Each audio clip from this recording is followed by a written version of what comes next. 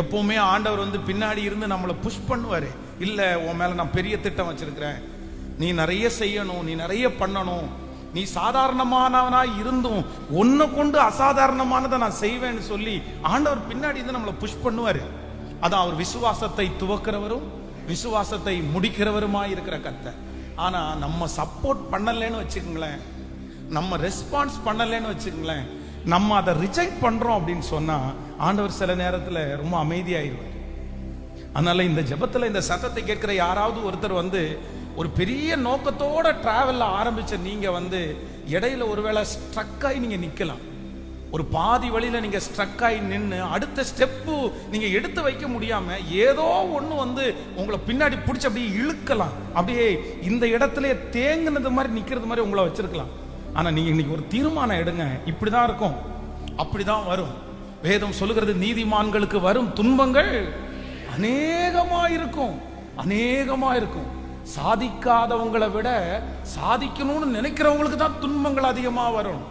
பரிசுத்தமா வாழணும்னு நினைக்காதவங்களுக்கு பிரச்சனை அதிகமா வராது, பரிசுத்தமா வாழணும்னு நினைக்கிறவங்களுக்கு தான் அதிகமான பிரச்சனை வரும். எப்ப நீங்க நீதியா வாழணும், எப்ப நீங்க உண்மையா இருக்கணும் அப்படின்னு நினைக்கிறீங்களோ அப்பதான் உண்மையை குறிச்ச போராட்டம் அதிகமா இருக்கும். பிசாசு அப்பதான் போராடுவான். ஆனா நீங்க உடனே என்ன பண்ணணும் அப்படின்னு சொன்னா, அதை பார்த்து சோர்ந்து போக கூடாது. ஆமா, நம்ம இப்படி செய்ய போறதுனால தானே, நம்ம எல்லாத்தையும் பிடிச்சி வம்படியா இழுத்து நம்ம செய்ய போறதுனால தானே பிரச்சனை. நம்ம கொஞ்சம் ஒதுங்கி நிற்கலாம், நம்ம கொஞ்சம் தள்ளி நிற்கலாம்.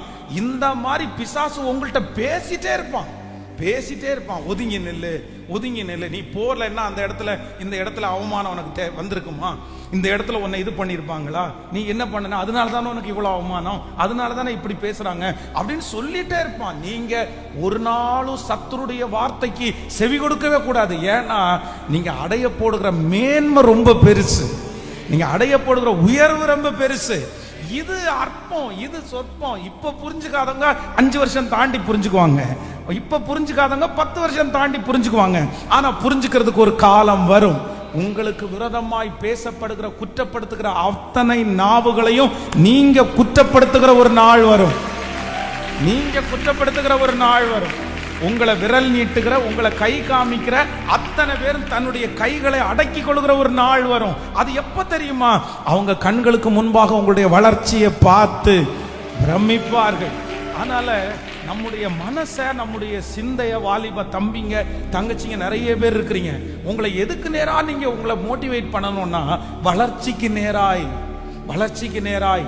எதெல்லாம் எந்தெந்த ஃபீல்டெல்லாம் உங்களுக்கு தெரியலையோ எல்லாத்தையும் ஏசப்பா கத்து கொடுப்பாரு.